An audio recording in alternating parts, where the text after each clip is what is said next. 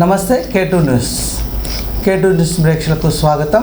ప్రజలను చైతన్యం చేస్తూ ప్రజల్లో ఉన్నటువంటి కొన్ని అపోహలు అవుతుంది, లేకపోతే ప్రజలను చైతన్యం చేసే విధంగా సామాజిక కార్యక్రమాల ద్వారా ప్రజల్లో అనేకమైన విషయాల పట్ల అవగాహన కల్పిస్తూ సంస్కర్తగా ముందుకు వస్తున్నారు. వారు మన స్టూడియోలో ఉన్నారు.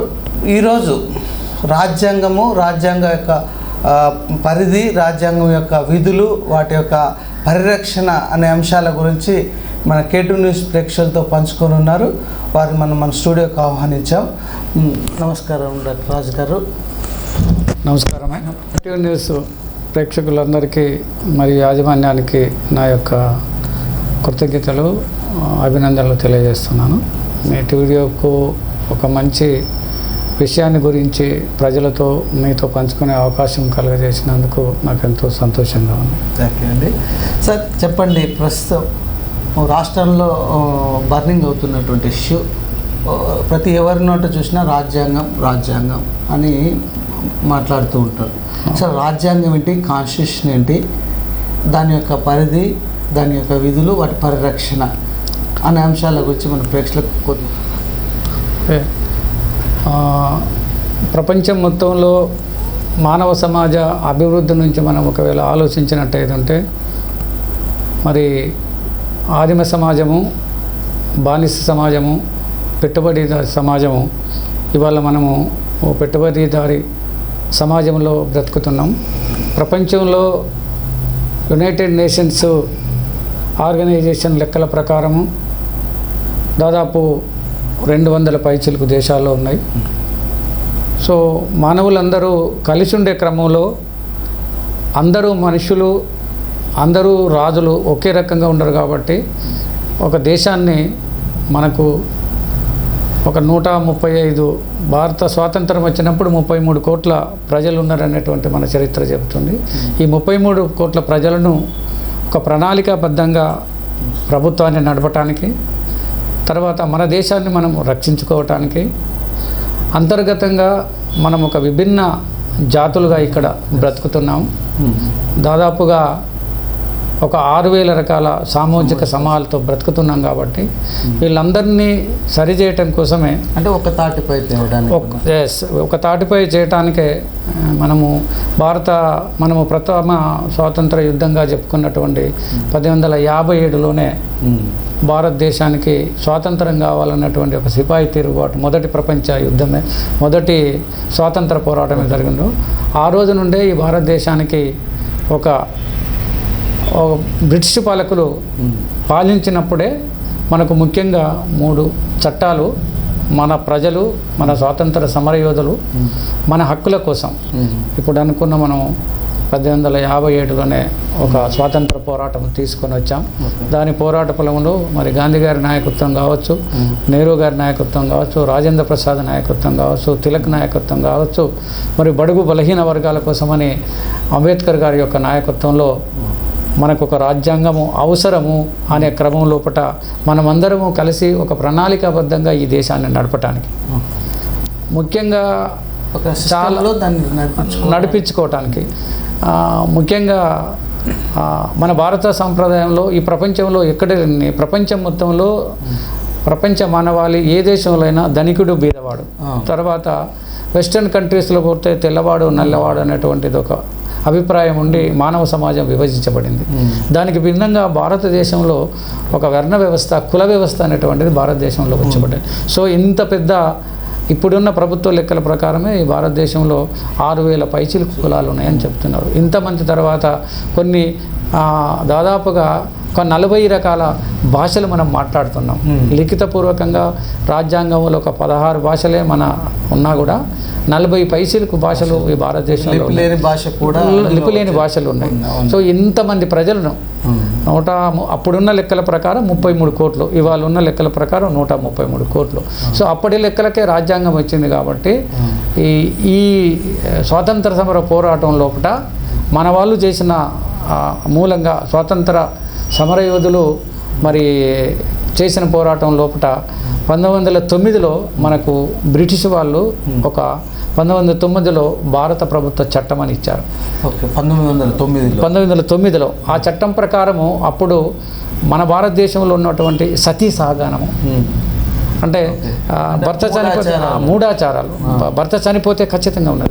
మనకు ఎలాంటి భర్త చితిపైనే భార్యను సజీవ దానం చేశారు. సో విపరీతమైనటువంటి మనకు భూమిపైన కానీ ఎలాంటి హక్కు లేదు. మనకు ఆ రోజు నాడు ఓటు ఇచ్చే హక్కు లేదు. నిజంగా కొన్ని ఆదిమ సమాజంలో మహారాష్ట్రలో కావచ్చు, అంటే అనగాడిన వర్గాలు గ్రామంలో పోయేటప్పుడు మూతికి ముంత పట్టుకొని ఒక నడుముకు ఒక తాటాకు కట్టుకొని నడిచే ప్రవర్తన ఉండేది.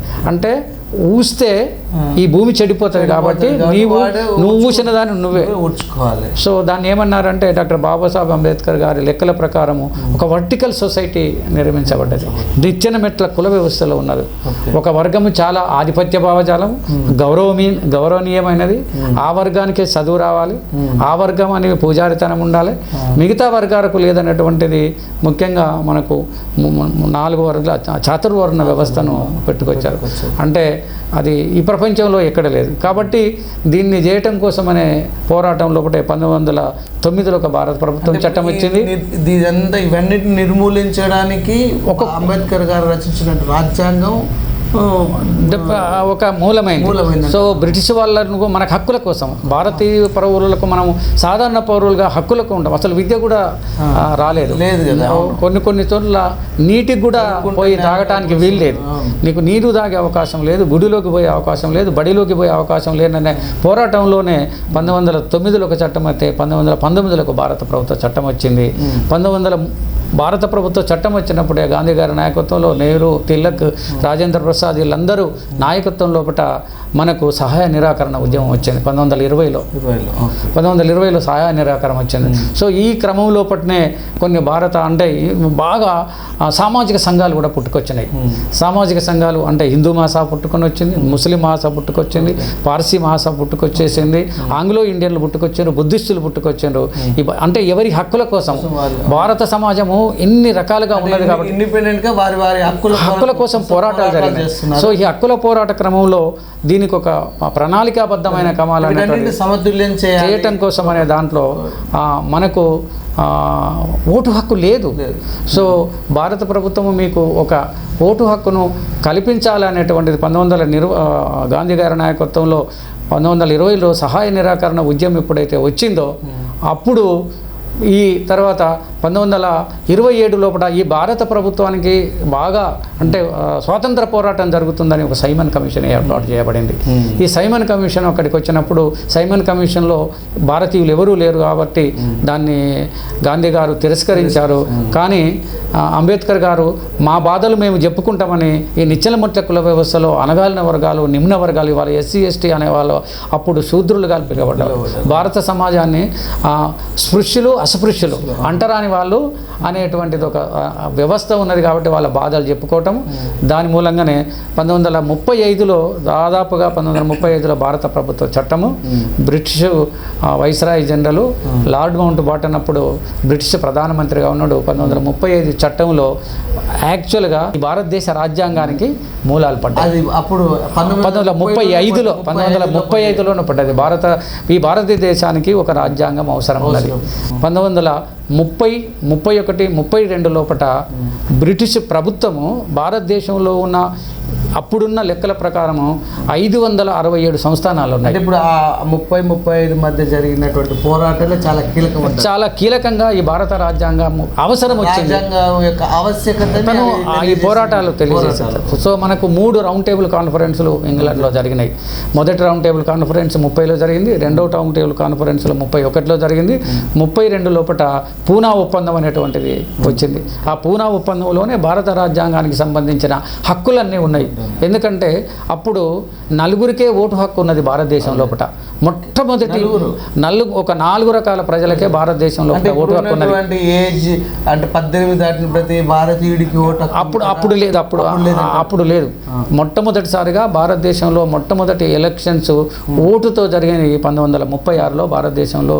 1935లో ఓటు హక్కు వచ్చింది. డిక్లరేషన్ 1932లో అయింది. 1932లో రెండో కాన్ఫరెన్స్ లోపల రౌండ్ టేబుల్ కాన్ఫరెన్స్లో రాజ్యాంగంలో ఓటు హక్కు ఇవ్వబడ్డది. ఆ ఓటు హక్కు లోపల చాలా మహనీయుడు భారతరత్న బాబాసాహెబ్ అంబేద్కర్ గారికి ఇవాళ భారతదేశంలో ఉన్నటువంటి ప్రతి పౌరుడు మనం రుణపడి ఉండటానికి కారణం ఏంటంటే ఇంత 33 కోట్ల మంది ప్రజలు ఓట్లు చేయటం చాలా కష్టమైన పని అంబేద్కరు అని అంటే నెహ్రూను, గాంధీని, రాజేంద్ర ప్రసాద్ను, వల్లభాయ్ పటేల్ను, తిలక్ను అందరిని ఒప్పించి ఈ ప్రపంచంలో మానవుడు చదువు లేకున్నా కూడా బతుకుతున్నాడు వేల సంవత్సరాల నుంచి. కాబట్టి ఖచ్చితంగా వారికి ఓటు హక్కు అనేది అప్పుడున్న లెక్కల ప్రకారము అప్పుడు ఐసీఎస్ ఉండేది, వాళ్ళ ఐఏఎస్ అప్పుడు ఐసీఎస్గా ఉంటుంది. సో వాళ్లకు ఓటు హక్కు ఉంది. మొదటి రకము ఓటు హక్కు కలిగిన వాళ్ళు అప్పుడు ఏమన్నారంటే ప్రావిన్సెస్ అండి, బ్రిటిష్ ప్రావిన్సెస్ అంటే వాళ్ళకు మాత్రమే బ్రిటిష్ ప్రావిన్సెస్. ఇవాళ 18 బ్రిటిష్ ప్రావిన్స్ ఉన్నది. ఢిల్లీ ఒక బ్రిటిష్ ప్రావిన్స్, కలకటా ఒక బ్రిటిష్ ప్రావిన్స్, మద్రాస్ ఒక బ్రిటిష్ ప్రావిన్స్. అంటే ఒక 10 రాష్ట్రాలు, ఇప్పుడున్న ఒక 10 రాష్ట్రాలు కల్పిస్తే ఒక ప్రావిన్స్గా ఉండేది. అంటే 33 కోట్ల ప్రజలలో 1 కోటి మందికి కూడా ఓటు హక్కు లేదు, చాలా ఓటు హక్కు లేదు.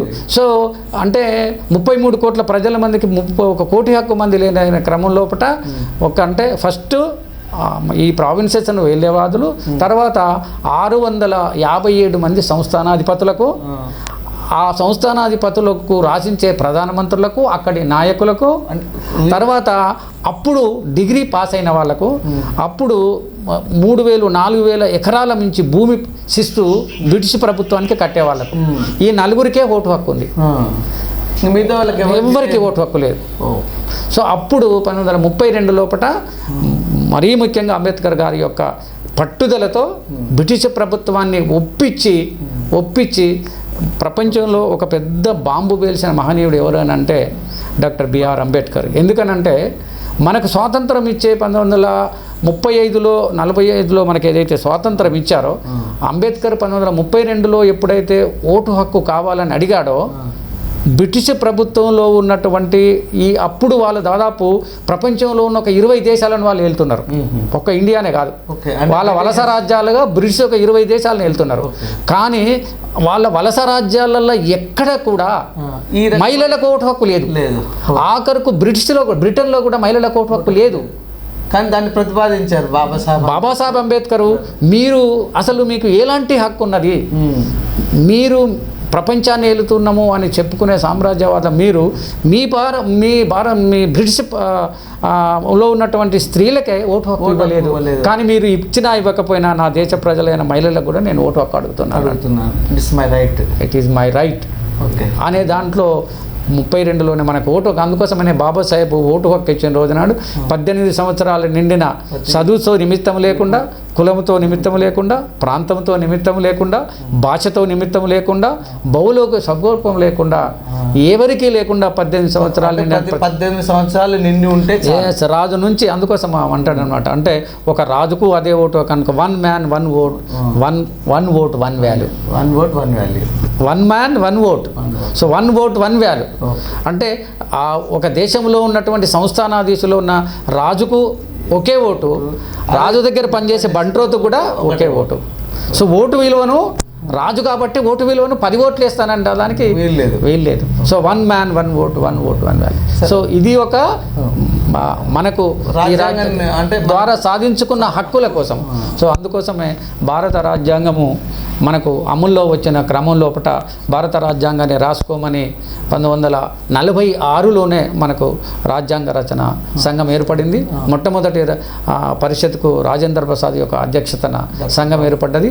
దాని తర్వాత డ్రాఫ్ట్ కమిటీని అని 9 కమిటీలు ఏర్పడ్డాయి. డ్రాఫ్ట్ కమిటీ, కేంద్ర కమిటీ, విధుల కమిటీ, రక్షణ కమిటీ, తర్వాత వ్యయ పట్టికల కమిటీ.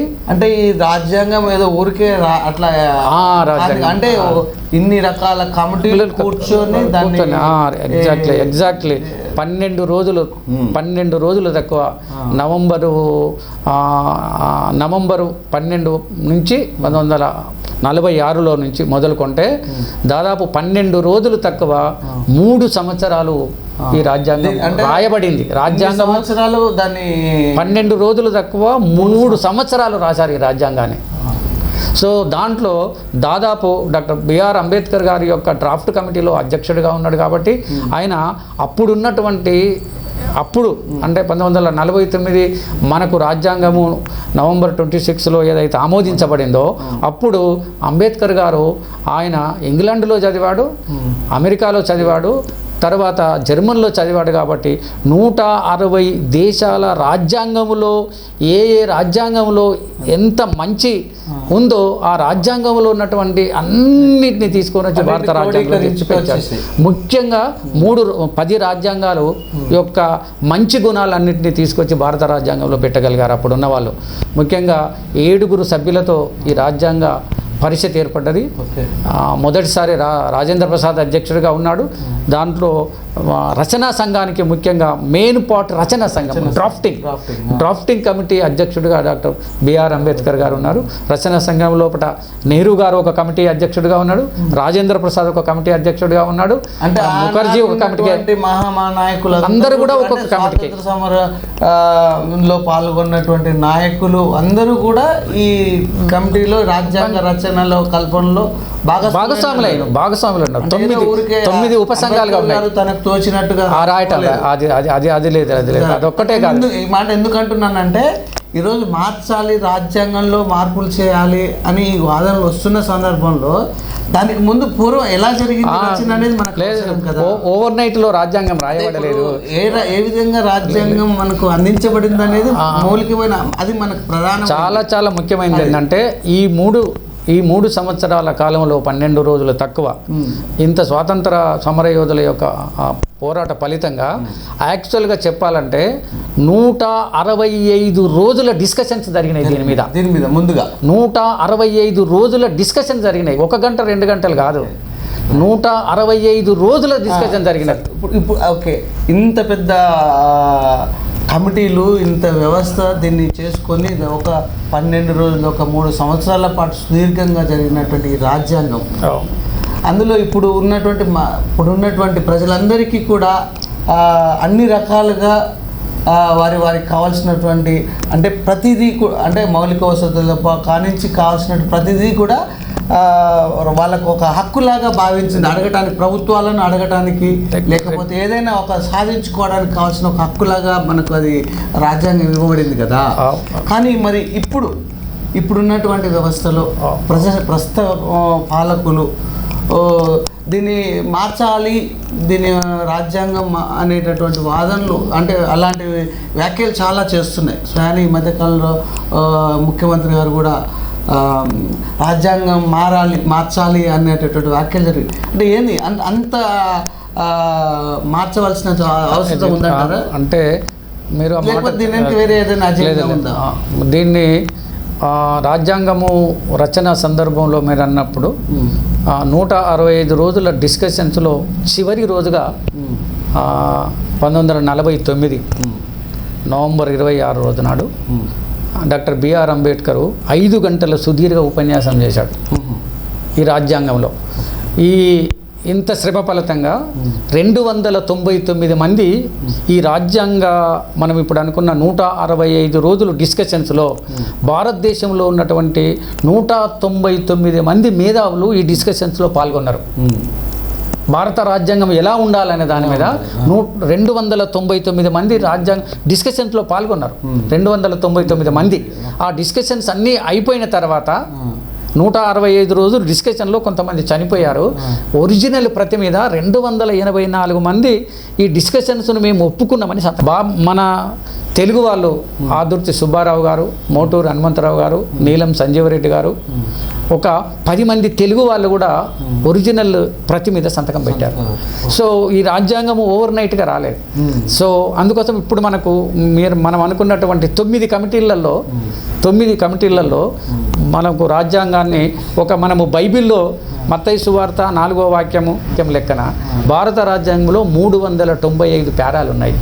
వాక్యాలనొచ్చు, ప్యారాలనొచ్చు, మనల్ని తెలుగులో అధికరణలని ఇంగ్లీష్లో మనం ఆర్టికల్స్ అంటాం. 395 ఆర్టికల్స్ ఉన్నాయి. వాటిని 22 భాగాల కింద విభజించారు. అంటే మొట్టమొదటిగా మనము వాళ్ళు ఎంత చక్కని ప్లాన్ వేసాలంటే ఇన్ని రాశారు కదా, అవన్నీ కూడా పర్ఫెక్ట్గా ఇంప్లిమెంటేషన్ అవుతుందంటారు. ఇప్పుడు అందుకోసమే ఇచ్చిన క్రమంలోనే బీజేపీ ప్రభుత్వము వాజ్పేయి గారి నాయకత్వం లోపల వాళ్ళు ఈ రాజ్యాంగాన్ని మార్చాల్సిన అవసరం ఉన్నది అనే క్రమంలో ఒక 12 మందితో కమిటీ అయినప్పుడు నారాయణ్ గారు ప్రెసిడెంట్ ఆఫ్ ఇండియా ఉన్నాడు కేరళ నుంచి.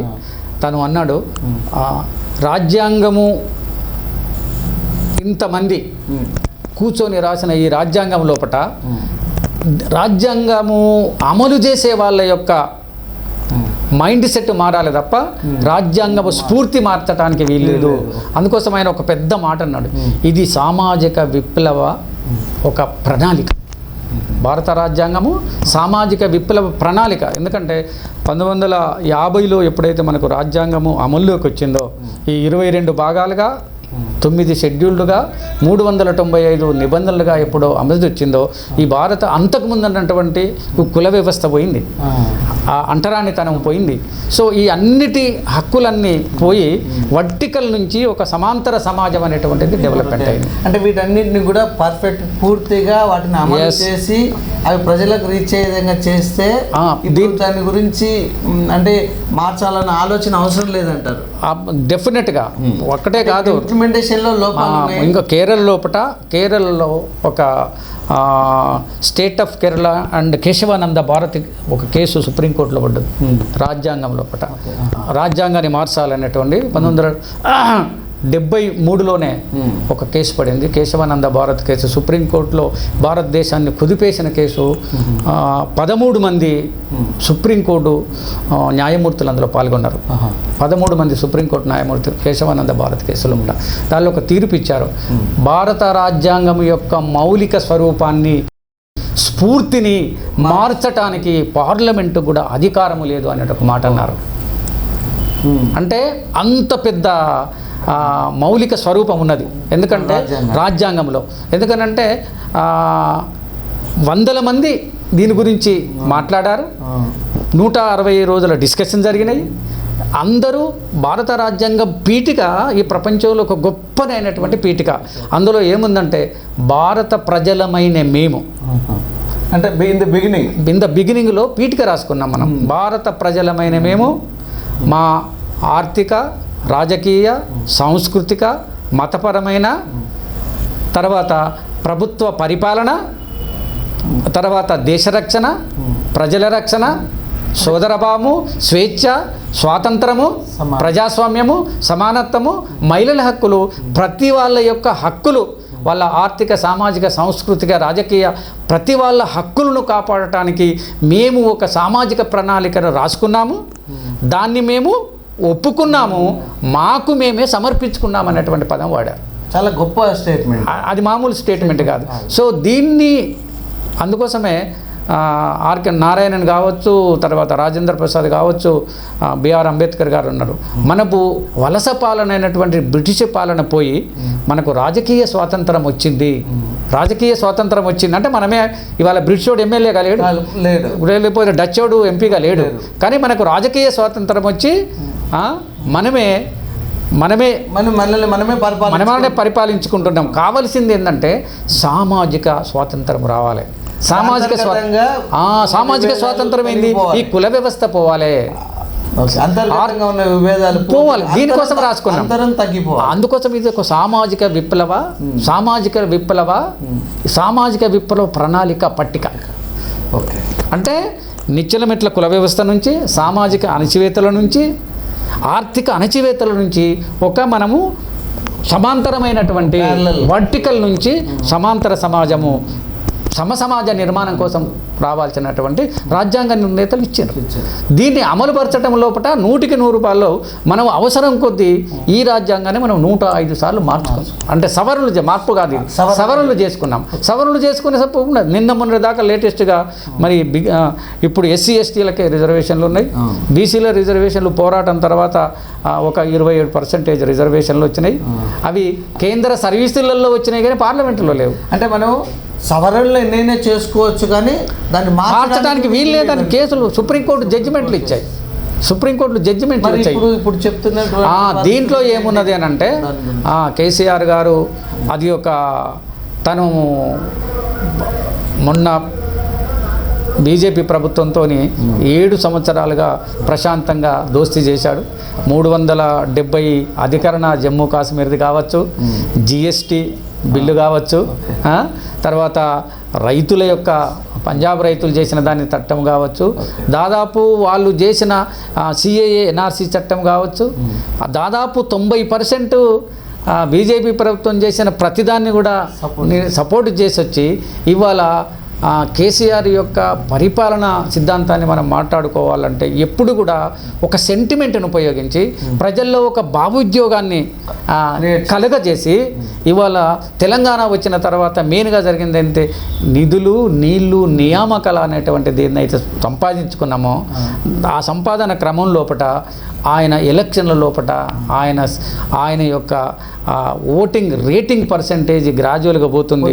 ప్రజల్లో ఏదో ఒకటటువంటి దాన్ని లేపాలి అంటే డైవర్షన్ వాటన్నిటిని అమలు చేస్తే ఈరోజు ఈ ప్రస్తావన ఖచ్చితంగా ఉండలేదు. అది చేయలేదు కాబట్టి ఏదో ఇప్పుడు గ్రూప్ 1 నోటిఫికేషన్ చాలా పెద్దది. గ్రూప్ 1 ఆఫీసర్స్ ప్రభుత్వాన్ని నడపడానికి వాళ్ళది ఏమీ లేకుండా చేశారు. చాలా విచిత్రం ఏంటంటే ఐఏఎస్ ఆఫీసర్స్ ప్రభుత్వాన్ని ఎలా నడపాలంటే అంత బీహారీలో వచ్చి కూర్చుంటున్నారు. 17 సంవత్సరాలు జూనియర్ను తీసుకొచ్చి పైన కూర్చోబెడుతున్నాడు. అన్ని రంగాలలో విఫలమై కూర్చున్నాడు. విద్యారంగంలో విఫలమై కూర్చున్నాడు. మొత్తం ప్రైవేట్ యూనివర్సిటీ చేసిండు. కరోనాలో పక్కన ఉన్న ఏపీ ప్రభుత్వం కరోనా నీళ్ళ గడిపితే ఏమీ లేకుండా పోయిండు. సెంట్రల్ గవర్నమెంట్ ఇచ్చే 6,000 రూపాయలకి ఇంకో 6,000 కలిపి నేను కిట్ ఇస్తున్నా, కేసీఆర్ కిట్ అని చెప్పి ఇవాళ బీజేపీతో పోటీ పడటం కోసము బీజేపీని ప్రభుత్వాన్ని ఒక రకంగా ఇద్దరు ఒకే రకమైనటువంటి సిద్ధాంతంలో ఆయన అక్కడ రామ మందిరం కడుతున్నాడు, ఈయన ఇక్కడ చిన్నజీఆర్ స్వామితో పాటు రామాంజాచార్యులు తీసుకొని వచ్చిండు. ఆయన ఇక్కడ పార్లమెంట్ కడుతున్నాడు, ఈయన ఇక్కడ సెక్రటరీని కడుతున్నాడు. సో ఆయనతో పోటీపడి నేను ఉన్నది ఆయన ఏంతో పోల్చుకుంటున్నాడు అని అంటే నేను ప్రధానమంత్రిని కావాలి. దానికి తగ్గట్టుగా ఆయన దగ్గర అందరూ మీడియా చెప్పుకున్నట్టుగా ఆయనకు విపరీతమైన 1,000 కోట్ల రూపాయలు అన్ని 70,000 కోట్ల రూపాయలు కాళేశ్వరం ద్వారా మిషన్ భగీరథ ద్వారా వచ్చినాయి.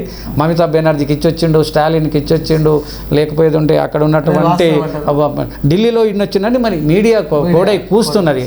ఇప్పుడు 3వ ప్రింట్ అన్నాడు, పోయినసారి కూడా 3వ ప్రింట్ అన్నాడు. సో అంటే బీజేపీ ముక్త కాంగ్రెస్ ముక్త వచ్చి నేను ప్రధానమంత్రి కావాలంటే ప్రజల్లో ఒకటి అనుకోటి చేయాలి. అది కాదు కదా రాజ్యాంగం. దానికి రాజ్యాంగం అవ్వాల్సిన అవసరం లేదు. రాజ్యాంగాన్ని మార్చుకొని ఓటు హక్కించుకున్నాం. ఇప్పుడు 21 సంవత్సరాలు మార్చవలసిన అవసరం దానికి కూడా అవసరం లేదు. నువ్వు డైరెక్ట్ పోటీ చేసి ఏమీ లేదు. ఎంపీలను కనుక సాధించుకోగలిగితే ప్రధానమంత్రి ఆటోమేటిక్. ఆయన నిన్న మొన్నటి వరకు తన సొంత సర్వే లోపల 40 సీట్లు మించినవి రావు అనేటువంటి సర్వే చెప్పింది. ప్రజలు ఆ మాట కేసీఆర్ గ్రాఫ్ పడిపోతుందనే మాట కాకుండా ఇంకొక మాటను ప్రజల్లోకి తీసుకొని వచ్చి నెలల తరబడి దాని గురించి డిస్కషన్ చేయాలి, కంప్లీట్ డిస్కషన్ చేయాలి. రైతు చట్టాలప్పుడు కూడా కంప్లీట్ డిస్కషన్ చేసిండు. ఆయనను తీసుకొని వచ్చి హుజరాబాద్ రైతు బంధు ఏంది? హుజరాబాద్లో రైతు బంధును తీసుకొని వచ్చి 24 గంటల్లో రైతు బంధు 10 లక్షలు ఇచ్చినావా? ఇవ్వలేదు కదా. రైతులకు కూడా వేస్తున్నావుగా, అది కూడా ఇవ్వటం లేదు. 600 ఎకరాలు ఉన్నానుకో నువ్వు రైతు బంధు ఇస్తున్నావు. 5 ఎకరాలు ఉన్నోడికి ఇవ్వాలి కదా. అన్నిటికంటే గొప్పగా హుజరాబాద్లో దళిత బంధు అన్నాడు 20 లక్షలు. అసలు బడ్జెట్లో లేదు. సో మనకు తెలంగాణ వచ్చినప్పుడు మనకు 16,000 ఏంటిది బడ్జెట్ ఎక్కువగా ఉన్నది. మిగులు బడ్జెట్తో వచ్చి ఇవాళ 4 లక్షల కోట్ల అప్పు చేసి ప్రతి పౌరుని మీద 80,000 రూపాయల అప్పున్నదనేటువంటి తీసుకొస్తున్నాము. ఆ రాజ్యాంగాన్ని ఏమి లేదు. తెలంగాణ ప్రజల యొక్క మైండ్ సెట్ను మార్చేసి ఇంకో 2 నెలల వరకు ఈ అంటే కేసీఆర్ గురించి ఇంకో 2 నెలల వరకు ఇది ఏం మాట్లాడకుండా చేయాలి. మొన్నటి వరకు రైతుల గురించి చేశాడు, దాని తర్వాత ఉద్యోగాల గురించి చేశాడు, తర్వాత నీళ్ళ గురించి చేశాడు. ఇప్పుడు అందరూ తిరుగుతున్నారు కదా, ఇటు షర్మిల వచ్చి తిరుగుతుంది, ఆర్ఎస్ ప్రవీణ్ గారు తిరుగుతున్నారు. ప్రజలలో ఇంకొక భావోద్వేగాన్ని ఆటలాడించుకొని ఇంకన్నిటికంటే చాలా ఆయనకున్నది ఏంటంటే ఎవరికి ఏం చెప్పినా ఒక లెక్కల ప్రకారం రేపు ఓటరును మినిమం 5,000 దగ్గర నుంచి 20,000 ఓటు కంటే తెలంగాణ ప్రజలందరికీ కూడా ఈ రాజ్యాంగ విధులు తెలియదు, హక్కులు తెలియదు, ఏమి ప్రభుత్వం ఏం చేస్తున్నదో తెలియదు. నేను ఓటును 20,000 పెట్టి అయితే కొనుక్కుంటా కాబట్టి నేను కేసీఆర్ అనే మనిషిని నీ ప్రజలలో రోజు కేసీఆర్ అనే మాట రావాలి.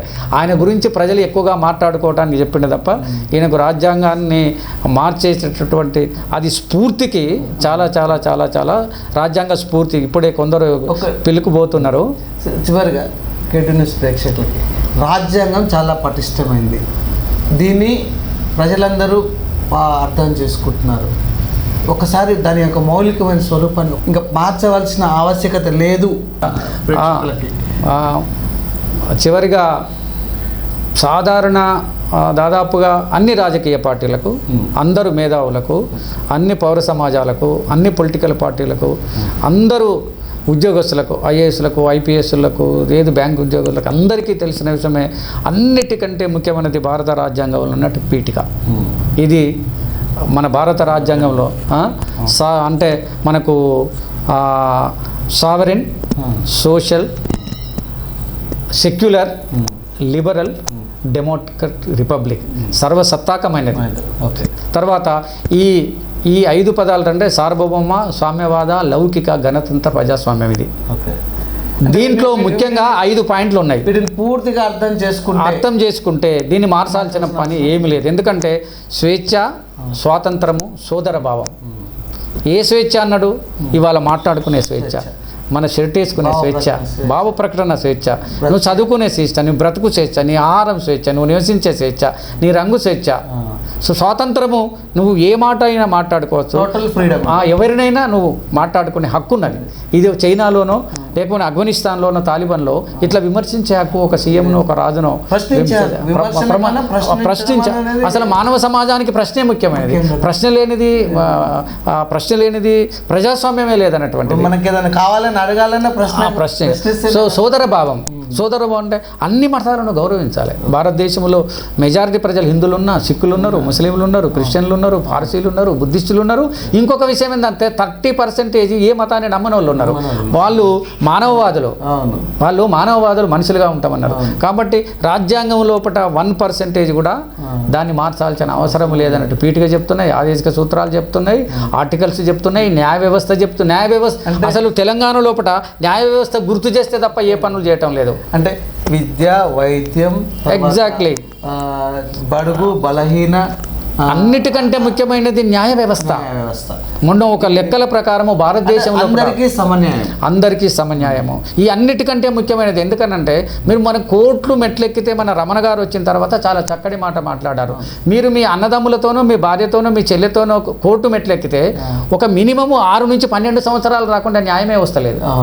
అంటే న్యాయ వ్యవస్థను, సమన్యాయాన్ని తీసుకోవాల్సిన అవసరము చాలా చాలా చాలా చాలా గొప్ప ఉన్నది. జీవితాలే పోతున్నాయి. ఒకరిని లోపటేసేస్తే, విచారణ లేకుండా లోపటేస్తే 10 సంవత్సరాలు విచారణ జరిగిన తర్వాత వాడి తప్పే లేదని రిపోర్ట్ వస్తున్నది. ఈ 12 సంవత్సరాల కుటుంబం పడేటటువంటి సో విద్య, వైద్యము, న్యాయ వ్యవస్థ ఇచ్చినట్టు ఏది ఉంటే ఈ సంక్షేమ పదాలు కూడా కాదు. సంక్షేమ పదాలు 40,000 వీటిని పర్ఫెక్ట్ గా అమలు చేస్తే సంక్షేమ పథకాలు అవసరమే లేదు. సంక్షేమ పథకాలే లేదు. మనిషికి సరైనటువంటి ప్రతి మనిషికి ఇప్పుడు అమెరికన్ లెవెల్లోనో, బ్రిటిష్ లెవెల్లోనో, ఆస్ట్రేలియా లెవెల్ లోపల నీకు మంచి ఎడ్యుకేషన్ ఇచ్చి వాడికి ఎంతో కొంత ఉపాధి కలగజేసినట్టు ఏది ఉంటే నీ సంక్షేమ పథకాలు ఏమకుండా అభివృద్ధి పథకాలతోనే తనకు తాను బతికి ఒక నవసమాజ నిర్మాతం అవుతుంది అనటానికి ఈ రాజ్యాంగాన్ని రాశారు. రాజ్యాంగం చాలా పటిష్టమైనది. దీన్ని మార్చడం అనేటువంటిది అంటే అవివేకమైన పని. ఏమి లేదు, ఒక భావోద్వేగాన్ని లేపి ప్రజల మైండ్ సెట్ను మార్చడానికి తప్ప ఇందులో స్ఫూర్తి లేదు. ఇది అవివేకమైన పని. ఇట్లా పనిచేయటం మూలంగా ఆయనకు ప్రజలు, పౌర సమాజము, అన్ని పార్టీలు బుద్ధి చెప్పే అవకాశం ఉందని నేను భావిస్తున్నా. ఈ అవకాశం ఇచ్చిన న్యూస్ ఛానల్కు, ఈ మాటలు విన్నటువంటి ప్రేక్షకులందరికీ కూడా నా ప్రత్యేకమైనటువంటి కృతజ్ఞతలు, నమస్కారాలు. ప్రత్యేకించి రాజ్ కుమార్కు నా యొక్క కృతజ్ఞతలు తెలియజేస్తాను.